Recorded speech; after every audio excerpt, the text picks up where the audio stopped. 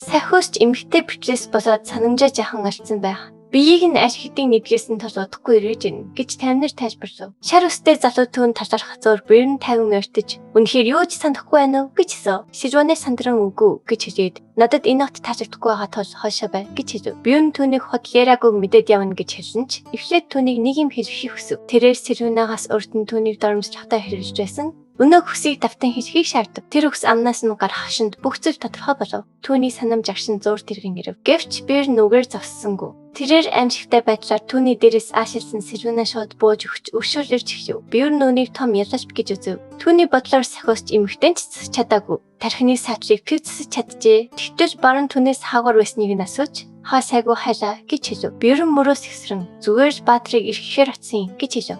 Сижваны түнд төрөөж халтсныг бодон баруун гайхсан харагдлаа. Бёрн 50-наар хэрв энэ лабиринтэд байсан бол би сүүх ашиглах байсан. Үнэндээ Баатруудыг энэ зөөлхөн гэж бодсонгүй гэж хэлв. Баруун гайхалтай зөвшөөрч биш цалгартуулсан. Үнэхээр тэдний буруу гэж хэлв. Манай залуу өрсөлдөгчд нь тайж гартай айшинх байхад ингэж зэрэгшиж болох юм уу гэж асуухад баруун ямар ч асуудалгүй гэж батлав. Үнэндээ энэ арга хэмжээний гоцорсон энэ бөгөөд хин нэгэн өгсөн ч хинч таахгүй гэж тэр хэлв. Хэрв асуудал болбол тэр хэлбэрхэн дагаж чадна. Биений хийх ёстой ганц зүйл болж ялхад анхаарал хандуулах бөгөөд тэр хэдий чинээ галзуу хаашна.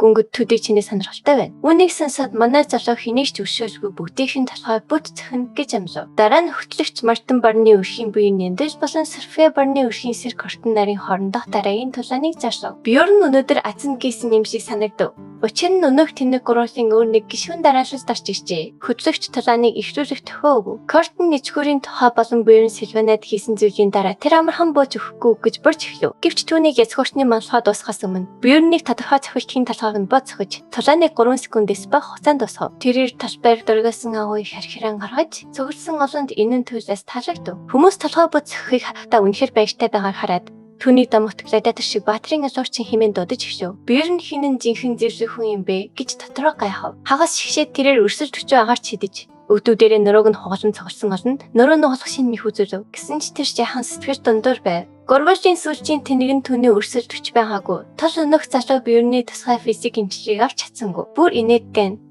Бьорнд хожигдсан хүн бүр одоо сахиусч эмэгтэйгээс өөрсдийг нь шүчтэй оруулахыг гуйж байв. Баруун өгөр хийч башгүй баяртай байж. Тэр сүүлийн михийг хаанаас сорсныг асуув. Бьорн дараагийн шатны өмнө зүгээр л амармаар байна гэж хэлсэн тул өвгөн түүнийг ганцаарыг нь үлдээ. Ганцхан өрсөлдөгч үлдсэн тул манай залуу үнийг гүнгийн Баатартай алтан байх ёстой гэж таацаалав. Үнэхээр ч хөтлөгч сүүрчийн тулааныг зарлав. Гүнгийн талаас Сирал Батрос, Барны талаас Бьорнаар тулбар болов. Тэд бие биетэйгээ нүүр толготой товч мэдчихгээ солилцов. Бьорн өмнөх тулааны үеэр түүнийг аль хэдийн шинжилсэн байв. Түүн дагуу арктайчин, асар том голом, болон киклопын ог шингэжээ. Бүдүүлэг хүчний хавд нийлээд стандарт тасчлаа.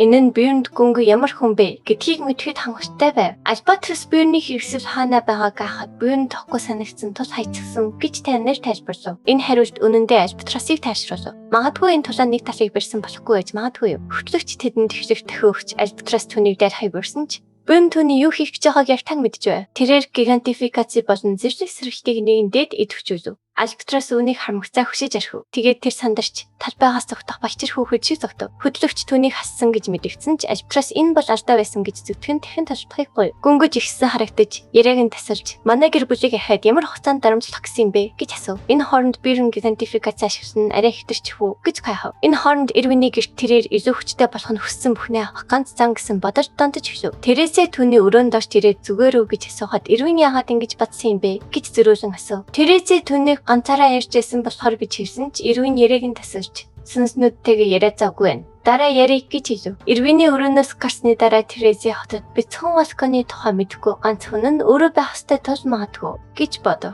Түүнд хэлэхэд сайн. Гэвч энэ дуршин түүнийг хайгуу хүчтэй болгожээ. Богино хугацаанд 94 сүнстэй гэрээ байгуулж 3-гийн сэрээ мөнсөр харва тулааны урлаг Чинжал хотхны ур чадвараа ахиулжээ. Одоо тэр бүр 7 дугаар зэрэглэлийн мангасыг ганцаараа авин чадна. Эрүүн хурцтай хөгжиж байгаа тул Тереза юу ч хийхгүй хар ширнэ. Тэгээд тэр энэ өсөлтөнд түүний эсэнцүүдээс болсон юм болов гэж гайхна. Доод түвшний эссенцийн нэмэгдвшийг авч үзээд түүний зөв байсныг мэднэ. Гөрүүлээ түүний дуршин үзүүждгийг нэмэгдүүлж, авирашиг нь тайлбарч байсан тул дагалдах гаж нөлөөг арьсахын тулд эссенцийг устгах шаардлагагүй гэж үзэн сан хүч ихэр төсөлнө. Шалтгааныг нь мэдсэн тул одоо бүхний хяналтандаа байлгаж чадна гэж итгэнэ. Гэвч унтхай хичээхэн эссенцийг нь засахаас өмнө 90 борны талаар мэдчихвэх юу болохоос гэхээс айдтан. Өөрийн 2 цагт боорн эцэст нь хотод буцаж ийн. Ердөө нэг өдрийн ажлын төлөө сайн хөл сасан тул язгууртнуудын даалгавар өргөж хийх үнцэнтэй гэж тэр бодно. Борон сэтгэх нь маш их хөдөлж, хизээч хамаагүй төсөлд хүсэж болно гэж түүнд хэлв. Харин гүн сэтгэр дундуураар харагдаж, илүү сайн бэлтгэхээр холбогдно гэд тэр хүртэл бусад язгууртнуудын хүсэлтээс татгалзахыг хүсжээ. Гүн бүхнийг өөрийнхөө эргүүлэхийн тулд юу ч хийхэд бэлэн шинжтэй байв. Тиймээс Burn зөвшөөрөв. Тоглоом дээр хизээч авч чаддаггүй байсан хүзүүний зүйлтийг ийм амархан насандаа гэрэлтвэж чадахгүй хэвээр байна. Burn сүүлийн үед хитрхи их азтай байгаа мэт санагдсан тул одоо бүр ансгалахтай хүртэл болгоомж ирнэ. Дараа өглөө манай залуу өөр язгууртнуудаас олон хүсэлт хүлээж авсан ч гүнгийн ачаар бүгдээс нь татгалцахаас өөр аргагүй төрөв. Тэр залуугийн юу бодож байгааг одоо ч ойлгохгүй байна. Гэвч түүний харц залууг үнэхээр сүрдүүжээ. Гэхдээ түүний санааг үнэхээр зовоож байгаа зүйл бол язгууртай хүн варуулаас юу гэж болох сэтлийг мэдэхгүй байгаа явдал юм. Burn нийгэмжийн уулзалт дээр үнийг гүнзгийрүүлэн судалгахаар шийднэ. Ялангуяа Ревний судалгаанд туслахсан үеийн сарна тул тэр юм. Өнөөдөр хинт төсөж байгааг нь асуухад өвгөнгөнд гарч ирэхэд сандарсан харагдана. Түүнийг хараад Борны дургүй хүрээ Ревен тахмад мэрэгчтэн гэж хэлж хэдэн жинхэнэ настан байна гэж бодсонгүй гэж хэлнэ. Шарус дахин өвөн сальж өгөхгүй хэд зөрүүлсэн гэж өөрчлөл хүсэх ба шидэн 50 байдалд орцдож сандрах шалтгаан байхгүй гэж нэн хэлнэ. Борн түүний хүчээр дайрч орж ирсэн гэж бодсон хэвээр байна. Тэгээд ч өвөн өөрийн шидэд байгаа чинь шалмын сүнсийг илрүүлж чадах уу? Үгүй юу гэдгийг л үзхийг хүссэнэ хэлчихнэ. Үүний сонсоод манай залуу тавьширч хамгийн мөзөж бэлтгэх хэрэгтэйгээ ойлгоно. Сэжиг авахлахгүй тул тэр шалмын сүнсний хэсэгт биш багажийн шидэт хэсэгтэн зочирсан мэт аашна. Тэгээд Ревений түнд хэдийн хийсэн бүх замбраагүй туршилтуудыг бодон өг төхөөрөмж үнэхээр аюулгүй эсэхэд ирсэн. Өвгөн дөргөөцөж Борны түнд идэхгүй байгаа мó гэж асуух ба өөрөө альтимын сургуульд чухал хүн гэдгийг сануулна. Тэгээд тэр Ревен өөрөө үүний ажилтгийг биелсэн батж үзүүлэх тул ямар ч аюул байхгүй гэж амсна. Түүнийг сонсоод Ревен тагуу харагдах боловч өвгөн үнийг сүртэй юм биш мэт том сэрсэхгүй өнгөрөөн. Тэр эмэгтэй зөвхөн томьёонуудыг шалгахтаа л асуудалгүй гэж хариулна. Борн тэдний мархайг харж шавн мэдээж багшаага дэмжих тул ажныхын чипгийж гэж бодох боловч өвгөний царай бүр өөрөөч бүр мэдгэлгүй байгааг харуулж энэ нь магадгүй ажилтгүй гэж батжээ. Ийм багаж идэггүй гэдэгт итгэсэн манай залуу хэрвээ нэгэн үнэхээр хийсэн бол өвгөн түүний ихний туршилтын объект болохоор хуурсан байх гэж тооцоолно. Хэрвээ одоо охорвол тэр өвгөний захиргаачдын занганд шууд унах болно. Тиймээс тэр эрсдлийг өөрч туршиж үзэхээ шийднэ. Өвгөн манай залуугаас юу хийхээр төлөвлөж байгааг асууж энэ нь аюулгүй бөгөөд ердөө 5 минут болно гэж нэмж хэлнэ. Бёрн туршиж үзэхийг зөвшөөрөх боловч өвгөнгийн сандарсан харагдаж үнэхээр ихтэй байгаа эсхийг нь асууна. Хэдийн сэжигсэн Борн ямар утгатайг асуухад өвгөн бодолтой өөрчлөлт оруулж ердөө аюултай байж магадгүй гэж засан. Одоо зүгээр гэж бодож байна гэж хэлнэ. Манай залуу Ревен шалгана гэсэн болохоор л зөвшөөрснийг сануулж үүний дараа унтахыг хүсэж байгаа тул хортон хийхийг тушаана. Борныг ясны дараа Ревен өвгөн рүү ирж юу хийх гэж залхирлснийг асууна. Өвгөн мөрөө мөшпүнэн санаа харагдсан байж осогч энэ ердөө хуучин санаж байсан гэж хэлнэ. Ревен түүнлөө муухай харж ясангуяа өөрөө аяыг нь дагаж явсны дараа үнэхээр тайлбардахгүй юм уу гэж асууна. Түүнийг эцэст нь хариулахад Ревен Борныг үнэхээр шалмын сонс гэж итгэсэн. Тиймээс тэр өдөр лабиринтийн талаар асуусан гэж хэлсэн. Өвгөн түнд тайвширхайг хэлэх боловч тэр эмэгтэй түүний сэжиг одоо арьсан эсхийг мэдхийг хүсэн дахин шахаж исэн. Тэр өөрийнх нь буруу байсныг хүлээн зөвшөөрнө. Ревен яагаад сэжигсэнийг нь ойлгож байна гэж хэлнэ. Тэр нэлээд тэний дүү боловч яагаад цагдаад мэдээллийн оронд түүнийг ингэж турсныг мэдхийг шаардсан хэвээр байна. Өвгөн хэрэг гисэн бол Борн нөхөж болцсохгүй байсан гэж хэлээд ядарсан гэсээр холтон адна. Ревен гайхаж хоцорно. Тэр үргэж түүнийг түшигтэндээ амьд шалмын сонс хэрэгтэй гэж боддог байв. Гэрч одоо галзуу эрдэмтийн юуны араас хөөцөлдөж байгааг тэр огт мэдэхгүй байна. Энэ хооронд Борн өрөөндөө хурж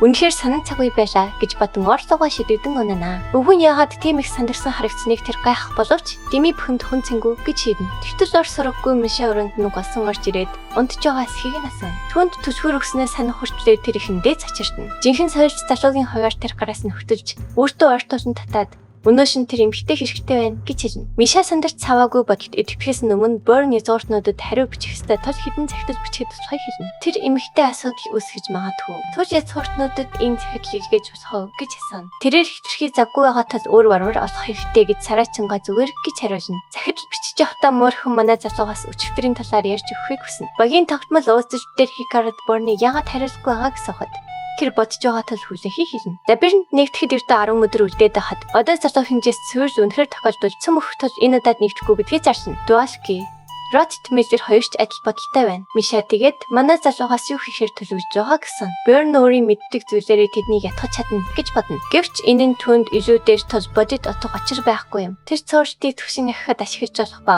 бүгдийг хийж чадахгүй тул зүгээр л Мишаар дагуулж явна. Манай залуу бүх зүйл шийдэгсэн гэж хэлнэ. Энэ удаад зөвхөн тэд хоёр ханаа явна. Миша гайхах ба Бёрн түүнийг үнэхээр ганцаараа явна гэж бодсон гэж асууна. Тэр ирээцэхэд залуу хэрэг санаан зогж байгаа бол ганцаараа явна гэж сэтгэл зүүн дарамт үзүүлэхийг оршино. Гэвч Миша түүнд хэлээд асуух эсвэл илүү илдэг ярих хэрэгтэй байсан биш үү гэж сэргүүжин хэлнэ. Бёрн дараа нь түүнийг цугийн хойг цохисоор хүсэхэд тэр эмэгтэй түүнийг ганцаараа явуулах хэрэг хизээч байхгүй гэж хэлнэ. Тэр энэ нь ийм амар хамбутсан тэсэлтэй цочиртна. Бёрн асуудал шийдэгдсэнийг зарж энэ удаад зөвхөн Миша тэр хоёр байх болно. Дараа өдөр нь хааны гэр бүл цуурлын талаар хацуу яриаг үгүйсгэж хотод хормог зөөж тараас нь шидийн сургуулийг буруутгасан яриа задарна. Хикарод Бёрны өрөөрөө дайран орж ирээд одоо аюулгүй болсон тул лабиринт руу явж болно гэж хэлнэ. Гэвч Бёрн хэдийн хүсэлт хүлээж авсан гэж хэлээд тэднээс татгалзаж Хикародын нүүрэн дээгүүр хаалхатаас хийж хаана Миша хизээ хүсэлт хүлээж авсныг нь асуухад тэр зүгээр шалбар зааж яснаа 50 хүлэн зөвшөөрнө. Тэгээд тэр энэ удаад цуурч руу орохоор төлөвлөж байгаа үнэнээ түнд хэлнэ. Тэр эмэгтэй үнийг яаж хийх гэж байгаа болон номын сангаас ямар нэг зүйл олж мэдсэн эсхийг асууна. Тэр тиймэрхүү зүйл гэж хариулна. Тэр эмэгтэй бүгд хамтдаа явбал дээр байтал яагаад нууцж байгааг гахна. Бёрн түүнээс херооны бүгд эсвэлсэнст араатны гэрээнийхээ талаа хин нэгэнд хэлсэн гэж асууна. Тэр залууг чимээгүй бай гэж хэлсэн тул үгүй гэж хариулна. Тэгээд тэр Хикард ижил зүйлийг хийвэл юу болохыг асууна. Тэр савдуур хашмандаа бүх зүйлийг амарлах байх гэж хэлнэ. Тэр Дуашки эсвэл Рот Миллерийн талаар асууна. Тэр Рот Миллерт итгэлгүй байгаа ч Дуашки санамсаргүй байдлаар заавал амаас гэж хэлнэ. Манай залуу Рот Миллер нууцыг хадгалж магадгүй гэсэн үзэл бодолтой ажил байгаа ч тэр бүрнийг яаж олж мэдсэнийг гарцаагүй эргэлдэж энэ асуудалд үүсгэн гэж бодно. Миша түүний юу хэлэх гээд байгааг ойлгоход яагаад орнгийн түнд хэлж байгаа гэсэн. Бёрн түүний нууцыг амархан задруулдаггүй.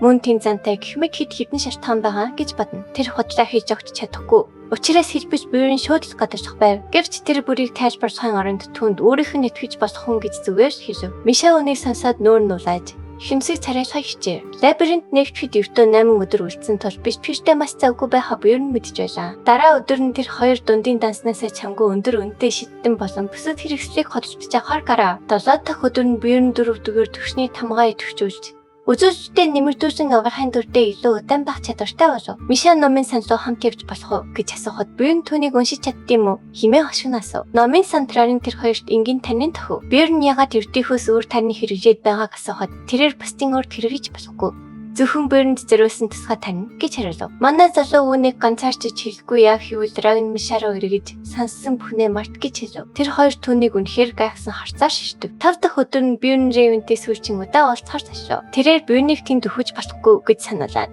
цамгийн эрхээ буцааж авах уу гэж асуухад авч үлдээд тасламж хэрэгтэй үедээ зачлаарай гэв. Эцэст нь чухал өдөр ирж Бёрн шинээр ирсэн варуур залууст хэдэн зөвлөгөө өгөхөд тэд талархлаа илэрхийлв. Хикарод түүнийг тийм мөндөг чиглүүлэгчтэй байгаадаа азтай юм гэж таалахад Бёрн зүгээр зөв чиглэлийг зааж өгсөн гэв. Тэрээр Дорфыг хитрхийн ялан хүмүүс дандаа с ичгтэй ханджээ гэж сануулхад Дорф хариуд нь би тийм гинэ харагдаад байна уу хэмээн асуув. Рот тэднийг одоо орох гэж байгаа хэлээд бусд нь хамт явах уу гэж асуухад Миша захиас хүчтэй хүлээж байна гэж хариулв. Ингээд тэр 3 портлоор нэвтрв. Хагас цагийн дараа порт жижигт Миша одоо хүртэл орохгүй юм уу гэж асуухад Бёрн баг зэрэг сатуул туршлах нь хоёр дахин нэмэгдэнэ гэж хэлэн хүлээхийг хүсв. Тэгээд тэрээр Ахмад дайчид яагаад шинчүүдэд дургүй байдгийг тэд үг автогүйтэй холбон ойлгов. Гин тэр дахиад өгч тэд нэгдүгээр давхарт очиод шууд хоёр дахь давхрын портлын өмнө бов. Миша шоконд орж яаж юм бэ жууддаг юм химээ асуухад Бёрн түнд товч тайлбарлав. Түүний тархийг гисэж орхиход Бёрн өөрөө ч сайн тайлбарлаж чадахгүй. Зүгээр л яаж ашиглахаа мэддэг гэдгийг хүлээн зөвшөөрөв. Рот Миллер энэ дуу замыг мэдэж авбал түүний хайгуул хийсэн бүх хөдөлмөр утгагүй болох тул түүнд харангасж байгаагаа Миша хэлв. Рот Миллер өөрийн үргийг хэд нацтай хүлээж авдаг. Тул сэтгэлээр унах байх гэдэгтээ Бёрн ч санал нэгдэв. Тэд 2 дугаар давхрын чулуун цэс рүү шилжиж Бёрн өөрсдийн азаа зөхөв. Тэрээр шидэд болор авахын тулд араатны өөрлөө зүүн тийш явах ёстой бөгөөд энэ нь буцаж авах хэрэгтэй гэсэн үг байв. Тэд дандаа мөнгөсүүдийг асаар 2 өдрийн турш зүүн тийш ажиллав. Миша бүх шидэд болорыг түүхээс ёлон хөндлөхөд Дуашки туслахаар хажууд нь байсан бол хамаагүй хэлбэр явах ижтэй гэж Бёрн чимээгүй бодов. Удалгүй Миша артж буй хүмүүсийг хараад яах ёстой гэсэн. Бёрн тодорхой мэдэхгүй байсан ч ийм богино хугацаанд ийм хол ирснийг нь хараад хурдан хугацаанд тоглох баг байна гэж таамаглав. Нэг баг тэдний хажуугаар хоржсон өнгөрөхөд Миша тэдний өндөр үнэтэй тоноглолыг анзаарав. Тэрээр дүц зам нээхэд ийм гоё юмсыг ид зүйл хэрэгтэй байдаг уу гэж гайхаад Бёрн тэдэнд бүү хатар нэг өдөр бид ч бас тийм төвшөнд хүрнэ гэж амлав. Тэрээр үнэхээр ингэж итгэж байгаа юм уу гэж асуухад Бёрн түүнийг адал явж хайрчин хорд Банк дотор үнэлэгдэж ирсэн тус одоохондоо мэдгүй байгаа нь аргагүй гэж бодов. Дараа нь Мишель түүнийг том амжилтуудын талаар юу ч биш юм шиг ярьдаг хэмээгээд варуур хүн болохоор тэр үү гэж асуув. Тэрээр өөрийг нь тоглоом хийгээд байна уу гэж асуухад Мишель түүнийг тохиодоод түүний энэ хандлагад үнэхээр дуртай гэж хэлв. Бьорн бага зэрэг сандарч түүнийг заримдаа хичгэж шулан юм аа гэж бодоод өөрөж бас варуур болж байгаа юм болов гэж сэм гайхав. Цаашаа явах үед аялагчид Бьорны том бүдүүн болсон шидэд өргөчийн талаар ярилцаж эхлэв. Түүн шиг элитүүд нэгдүгээр давхрын үдэнд байсаар байгаа нь эргэлзээтэй харагдаж байгааг тооцоолаагүй. Тож Бьорн сандарч архив. Түүнийг инээхийг хараад Мишель юун тийм инээдтэй байгааг асуухад тэрээр элит аялагчдын өшөөсөөр аврагдж байсан үе эргэн санав. Мөн тэрээр өөрийн анхны хамтрагч ирвэн одоо яаж байгаа бол хэмээн бодов. Яг тэр үед тэрээр нэг муухай залуу өөрийг нь муухай харж байгааг анзаарч түүний атар хас өөрийг нь зоог шиг мэдрэмж ав. Энэ залуу түүнд үнэхээр сэжигтэй санагдсан тул улаан үст залууд хийх гэсэн зүйлээ шууд хийх гэж хэлв. Гэвч 2 м гарантай аврах биетэн дээрээс нь шигтэж байхад дээрэнгүү харагдахад хэцүү тул тэр залуу шууд уучлахгүй. Мишель Бьорны гараас барьж яагаад ингэж уурлаад байгааг асуухад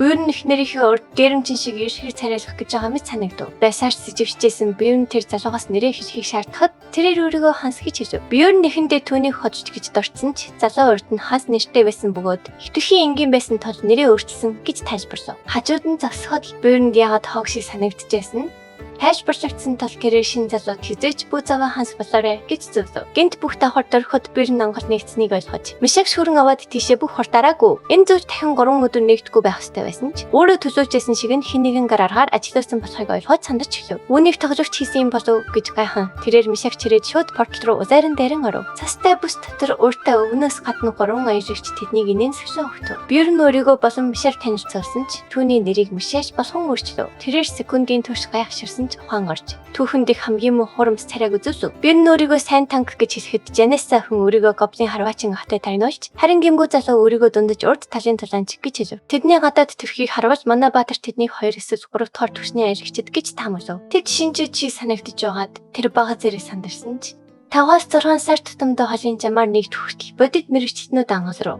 Хизээч ирдэггүй тус энэ нь ойлгомжтой байв. Тиймээс тэдний нэг нь үүний хүчээр нээсэн бөгөөд нөгөө хоёр нь зүгээр лацтай байжээ. Энэ бүхнийг хажуу тийш нь тавихад Бьорн нурундаа зүсэн асар том арбалета хэрэгждэг гэж хайн гэрх сахал ихтэй залууг сэжигсгүй гэж чадсангүй. Тэр залуу Бьорныг ихэж өөрийгөө танилцуулсангүй гэж бүдүүжиг химээгээд өөрөө үнэндээ 5 дугаар зэрэг шийх гэж бархан ярив. Бьорн англиг хиннээснийг мэдхийн тулд түүний байц хаа хичээсэн ч тэр залуу асуулт бүрийг нэргүүлээд өөртөө тусгаж байв. Тэдний харьцсан яриа Бьорнд тийм харваач баггүйгээр анцаараа үнэхээр амьд өвж чадах уу гэж гайхаад хүргэв. Гэвч түүний аурын бусдад итгүүлэхэд хангалттай сүвчэг байв. Нөгөө талд хөлөрсөн бүтгэхүй залуу болон тариноч хэн хоёр хэвцүүлж нөхгүй байсан ба тэдний хинбэ гэдг нь тодорхой байв. Англиг хин идэвхжүүлснийг мэдхийг хүссэн манай залуу тэрхүү хуурамч итгээд зааваллаа гэж дотроо тангарашав. Тэд олзоо хуваарс харт хөрөлцөж бүгд сэтгэл хангалуун болмогц баг чагсан өрөш тагшлав. Замдаа тэд Жанессгээс хосон үйдэтэй таарчв. Гэвч Бьорн сандарсан таниуч хэн зөө эргэж зөв зам дандаа мөнгөсөдтэй байд юм гэж тайлбарлав. Цаг очтгүй Бьорны шинжүүдийг арт хацрахыг санаасан ч Бьорн түүний дараалахаар асар том марпилета гаргаж ирээд асар их хүчээр харуулж архив. Гэсэн хэдиж үнийг хааж ганц цогтоор өгөхөөс аврагдаж чадав. Үүний дараа Бьорн бусаддаа үнийг дуусгахыг ханг хийж ажлаа хуваарлахтаа хэр ноцтой ханддаг болохоор нь Бьорныг гайхшруулв. Манай залуу үйдэр чившэндээч сүл дорой мөнгөс биш байсан ч шууд ачааллыг нь өөртөө авав. Тиймээс хоёр шин залуу аж хэдийн түүний амь насны төлөө зарагч байв. Бьорн анхаарлыг нь сануулж явахдаа Мишель эсвэл Мишель рүү хашихад тэрээр загварзаг аргашаа ирж хийж үйдийг нүтүү байсан ч басаасаа гэж бодогдохоор хэрцгийрэж товчжээ. Үйдийг дуусгасны дараа Бьорн их зантай донд насны залууд хандан мөрийг үнэхээр мөндөг талаанч гэж бахан хэлв. Тиймээс хурамж итгэхэд хинч байсан өвчлөгтэй бичсэн дээр биз. Гүнз хэрэг тусан тэд мөсөн чаннуудтай таашдаж ихэнх хүнд ачаалал Бьорн болон Мишель хоёрт нөт. Бьорн асар том арбалтаараа нэг удаа зөвхөн нэг л дайсныг өнөждөгч зарим нэг мундаг захиртуудыг хийсээр байв. Хинч манлайсгчийн Рожиговагүй тус Бьорн юртай хангаар. Олон жилийн турш тоглоом тоглож газрын зургийг тархиндаа цээжсэн тул тэр дандаа зөв өрөвчтэй сонгоно. Дүнжинээр явж явахдаа тэр хоромж дүрийг өндөр оюун ухаанд NPC эсвэл тодорхойгүй шалтгаанаар тэнийг царайсан тоглогчж магадгүй гэж сэжигч эхэлнэ. Шатаар өрөө тутай тэр хурамж дүр багны доторх нууц эд зүйлийг аваагүй ганцаарна. Тэр үнийг буцах замдаа сэмхэн авчиндаа гэж бодно. Карсон, Жин хоёр агуун үсгэрэн саатаж охин дундах том гişулсан багны талаар асууна. Охин түүнд хүрч гівшдэж яваад нь хурамжаар гайхширна. Тиймээс Бьорн үнийг дааж хур байх. Хэдэн мангас гिचрээд дараагийн замыг нээх байх гэж таамагшна. Энэ таамаг Бьорны сэжиг төрүүлсэн ч тэр Бьорнийг мафи гэж шууд буруутгасангүй. Учир нь Бьорн хитгэн мангас хан гэж маш буруу таварсан байв. Бос дуудагдахад бүх давхар гинт дөрвиж эхэлнэ. Түүнийг гарч ирэхийн өмнө хүн зөсөөхөд бэлэн зэвдэг чаннууд Тулаан дарцохоор хүлээжсэн юм шиг сэрвшин. Бэрмэн хөшиж архсан бөгөөд ийм олон дайсанд биш юм биш хон татхаа бай. Үүж явц усам мөрчимжиж эцэгтэй мөч ярдж байна. Дараагийн хэсэгт бүх зүйлс эргэж хийн. Дараагийн хэсгийг бусдаас төрүүлж хамгийн ихэнд үсгийг хүсвэл дэлгэцэн дэх төрийн банкны данслаг 5,000 төгрөгийн хандив хийгээрэй. Тэгвэл дараагийн хэсгийг тань нин дараа гаргаж өгье. Таашагдсан бол лайк дарж, сувлын мэн заавал бүртгүүлээрэй.